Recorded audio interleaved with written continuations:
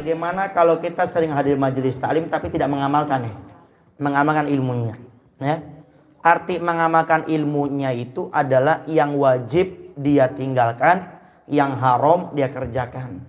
Ya. Kalau yang sunnah dia mendengarkan perkara yang sunnah, dia tidak kerjakan, nggak ada dosa. Karena sunnah itu definisinya kalau kita kerjakan dapat pahala, kalau ditinggalkan tidak dapat dosa. Atau dia mengerjakan yang makruh. Makruh itu kalau dikerjakan tidak dapat dosa, ditinggalkan dapat pahala. Yang dimaksudkan tadi, orang yang belajar ilmu agama, hadir majelis taklim, mendengar yang wajib tidak dikerjakan, mendengar yang haram malah dia kerjakan. Nanti di hari kiamat orang seperti ini itu akan dimasukkan ke neraka oleh Allah Subhanahu wa taala. Kenapa? Tidak mengamalkan ilmunya. Apalagi itu nanti sebagai seorang ustadz. Maka jadi ustadz itu berat loh ya. Kayak sekarang nih saya ngomong nih dari tadi nih, dari jam berapa saya ngomong nih? 8:30 saya ngomong tadi tuh. Ya 8:30 lewat 10 lah. Kata Nabi, man kathura kalamuhu kathura khata'uhu.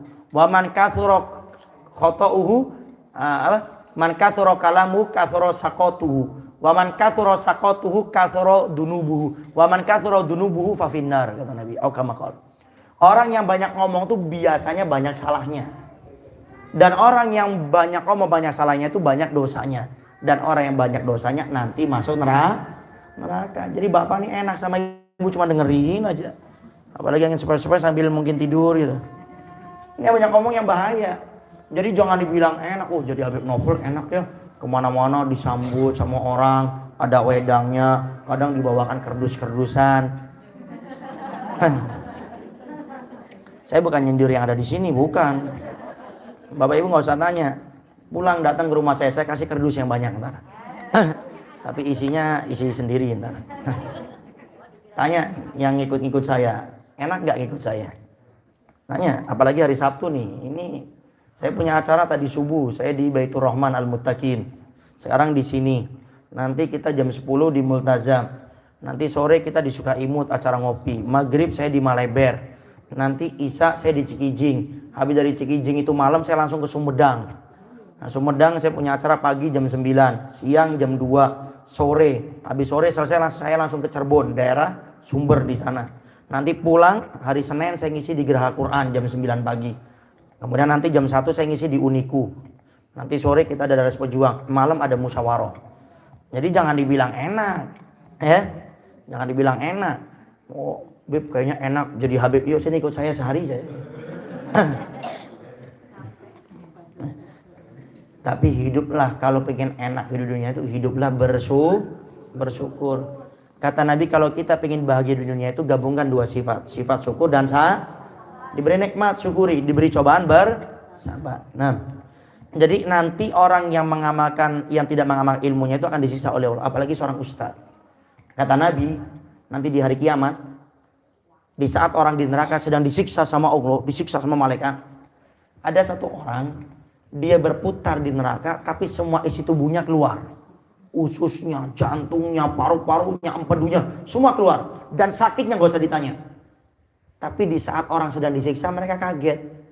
Kenapa? Loh ini ustadznya saya, loh ini kiainya saya, loh ini ulama saya, loh ini kan yang biasa ceramah ini.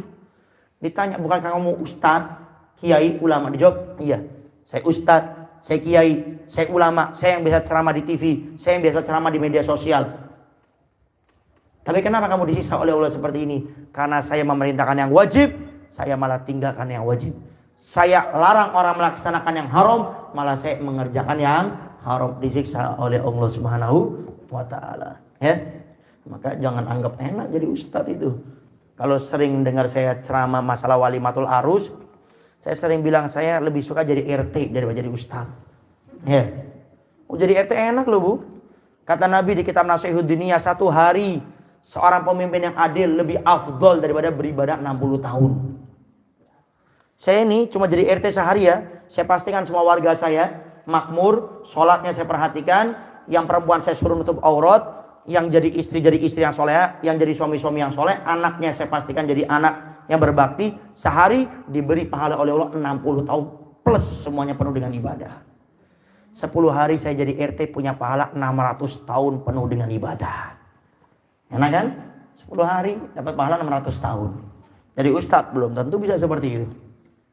Tapi kalau jadi RT-nya nggak adil, jadi RT-nya cuma ngurusin tanda tangan pembuatan KTP, warganya tidak nutup aurat, tidak diingatkan, warganya ngadakan acara aneh-aneh, dia pura-pura tidak tahu, di desanya ada Bang Emok, ada rentenir pura-pura bisu, pura-pura tuli, ini RT nerakanya lebih dulu daripada Bang Emok sama yang lainnya itu.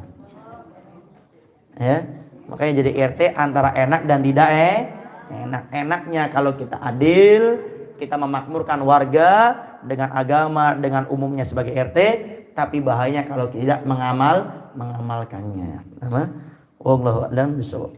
Bagaimana Ustaz tadi agar kita bisa mengamalkan? Ini amalan dari saya punya guru, Dr. Usabib Sikabaharum, beliau mengatakan, kalau kita ingin mudah mengamalkan ilmu yang kita dapat, caranya berniat untuk mengamalkannya. Kata beliau, barang siapa yang mendengarkan satu kebaikan, niatlah untuk melakukannya, nanti Allah akan bantu dengan caranya Allah. Kalau kita mendengarkan satu kejelekan, niatlah untuk meninggalkannya, walaupun saat itu kita masih mengerjakan kejelekan tersebut, nanti Allah akan bantu dengan caranya Allah. Wallahu a'lam bishawab.